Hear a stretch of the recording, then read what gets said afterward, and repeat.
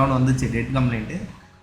அது rosin apply பண்ணி நம்ம டிசி பவர்லேருந்து ஆம்பு கொடுக்கும்போது ஷார்ட்டாக இருந்துச்சு, கெப்பாசிட்டி ஷார்ட் ஆகிடுச்சு. ஸோ அதை ரிமூவ் பண்ணி செட் ஆன் பண்ணிட்டோம். டுவெல் லேயர் தான் அது iPhone 11. செப்பரேட் பண்ணிவிட்டு திருப்பி ரீபால் பண்ணி ஃபிக்ஸ் பண்ணி. அதுக்கப்புறம் என்ன ஆச்சுன்னா, அது அந்த பேடு க்ளீன் பண்ணும்போது நம்மளுக்கு வந்து ஐசி ஒன்று வந்து உடஞ்சிட்டோம்.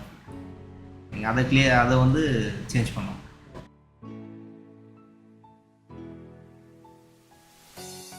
Okay, hi guys. Service already நீங்கள் பண்ணிட்டு இருக்கீங்களா? சேம் அதே மாதிரி நீங்கள் ஃப்ரெஷரா என்ன கேட்டகரியில் இருந்தாலும் சரி, CPU லெவல் வரைக்கும் CPUவில் இன்டர்னல் ட்ராக் ஷாட் இருந்தாலுமே, சேம் CPU ரிமூவ் பண்ணதுக்கப்புறம் CPUவில் ஷாட் இருந்தாலுமே, CPU சேஞ்சிங் வரைக்கும் ஸ்டார்டிங் ஃப்ரம் பேசிக்லேருந்து ஆரம்பித்து கம்ப்ளீட் ஆண்ட்ராய்டு மாஸ்டர் லெவலில் கொண்டு போய் உங்களை விட்டுருவோம். எதுவுமே வெறும் வார்த்தைகளால் இல்லாமல் எல்லாமே உங்களை எக்ஸ்பீரியன்ஸ் பண்ண வச்சு ஸ்டேஜ் பை ஸ்டேஜ் உங்களை நாங்கள் வந்து பார்த்திங்கன்னா கொண்டு போவோம். சேம் CPU வந்து சேஞ்சிங் ப்ராசஸ் வரைக்கும் ஸ்டெப் பை ஸ்டெப் இங்கேயே உங்களை லைவாக உங்களை செய்ய வச்சுருவோம். உங்களுக்கு இந்த மாதிரி லைவில் வந்து பார்த்தீங்கன்னா ரிப்பேர் நீங்கள் கற்றுக்கணும் அப்படின்னாக்க, நாட் பை அசம்ஷன், அக்யூரேட் மெஷர்மெண்ட்டில் டீட்டெயில்டாக கிளாஸ் போகும்.